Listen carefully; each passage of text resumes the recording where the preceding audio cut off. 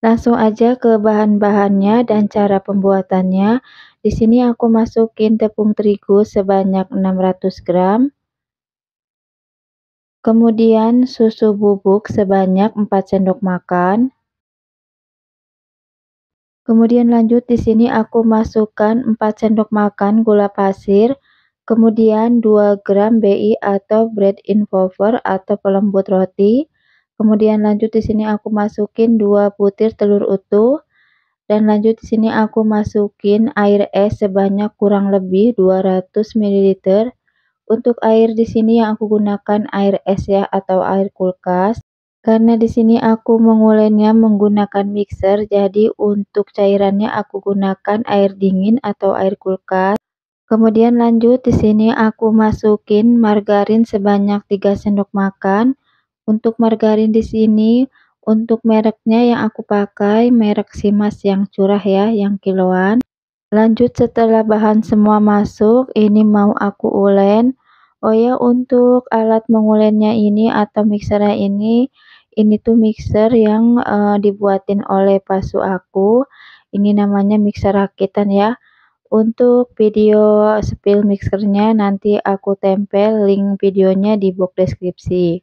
Siapa tahu kalian bisa mencontoh ya, bisa ikut bikin sendiri mixer seperti yang aku pakai ini. Oh ya, untuk cairannya di sini aku masukinnya secara bertahap ya.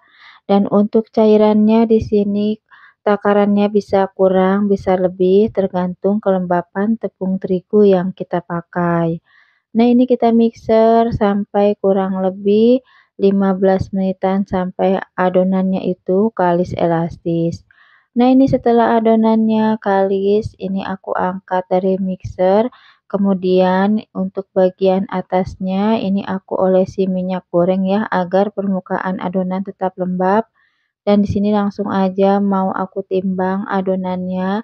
Dan untuk adonannya di sini aku timbang per picisnya seberat 28 gram.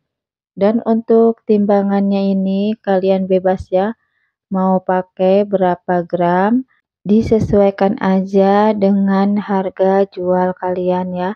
Nah, ini aku mau bikin 3 box donat. Untuk boxnya di sini nanti yang aku pakai ukuran 27 kali 18.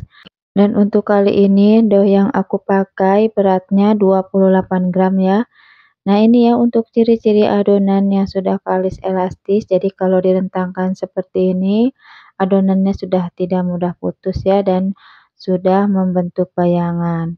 Dan ini setelah adonannya tadi aku timbang dan aku bagi-bagi, langsung aja di sini mau aku rounding seperti ini. Dan untuk cara merondingnya ini bebas ya. Bisa kalian rounding di atas alas kerja atau bisa juga dironding seperti ini. Jadi disesuaikan aja dengan selera kalian. Nah, ini setelah selesai dironding langsung aja aku masukin ke dalam tepung terigu. Dan setelah aku baluri tepung terigu, ini aku pindahkan ke alas adonan seperti ini ya. Dan ini kita lakukan semuanya sampai selesai.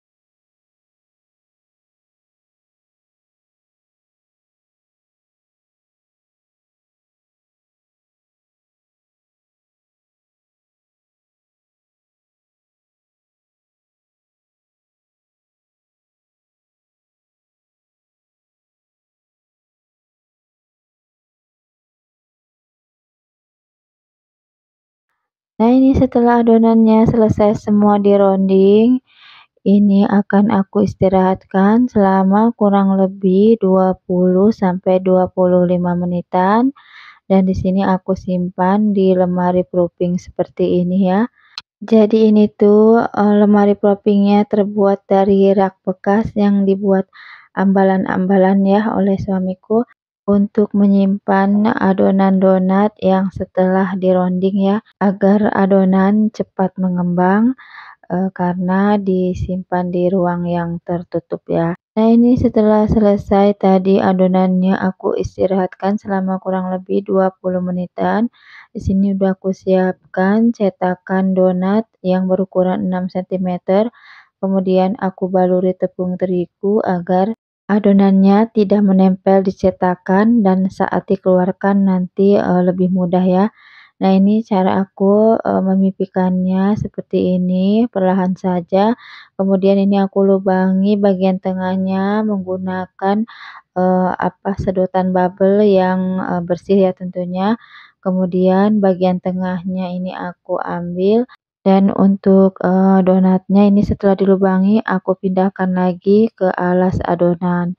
Nah, seperti ini ya, aku olesi lagi menggunakan tepung terigu, karena ini agar, memudahkan kita mengeluarkan dari cetakan. Oh ya, dalam proses penekanan ini kita, bisa tahu ya, donat kita itu, adonannya bagus atau tidak, gagal atau tidak, ini saat kita tekan seperti ini ya adonannya. Jadi saat dicetak, kemudian kita tekan adonannya, jika dia adonannya itu melawan ya, saat ditekan, itu, bakalan bagus ya donatnya nanti bakalan mengembang. Tapi sebaliknya kalau kita saat proses penekanan itu, melepas atau mudah untuk, adonannya itu kempes, itu, bertanda nanti donatnya itu kurang sempurna ya untuk mengembangnya. Nah, ini setelah aku cetak di sini aku taruh lagi ke rak, propping dan ini akan aku istirahatkan selama kurang lebih 60 menitan atau sekitar 1 jaman ya. Nah, ini setelah aku istirahatkan selama kurang lebih 1 jam, adonan donatnya sudah mengembang dan ini ciri-cirinya ya, sudah siap digoreng. Jadi saat adonan kita tekan dia kembali lagi ke bentuk semula.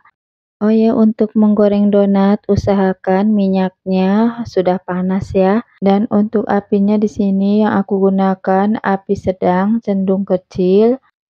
Dan untuk minyaknya ini harus, benar-benar pas ya panasnya, karena kalau kurang panas minyaknya nanti donatnya itu banyak menyerap minyak dan untuk hasil donatnya nanti tidak bisa menul-menul ya kalau suhu minyaknya itu kurang pas untuk panasnya. Jadi aku, tidak ada pengukur suhunya, jadi aku biasanya aku masukin aja, tusuk lidi ke dalam minyak panas, kalau sudah berbuih halus itu tandanya sudah pas ya untuk memasukkan adonan donatnya. Jadi seperti itu aja kalau aku untuk, mengetahui ciri-ciri minyak yang, sudah pas untuk aku masukin adonan donatnya. Nah, ini setelah donatnya tadi aku goreng semua aku tiriskan, di sini lanjut aku mau melelehkan coklat. Jadi di sini coklat yang aku pakai untuk topping donatnya di sini aku gunakan coklat merek Diamond ya dan di sini aku, cincang-cincang untuk coklatnya, kemudian aku tim seperti ini. Nah, ini untuk merek coklatnya aku pakai merek Diamond ya, seperti ini.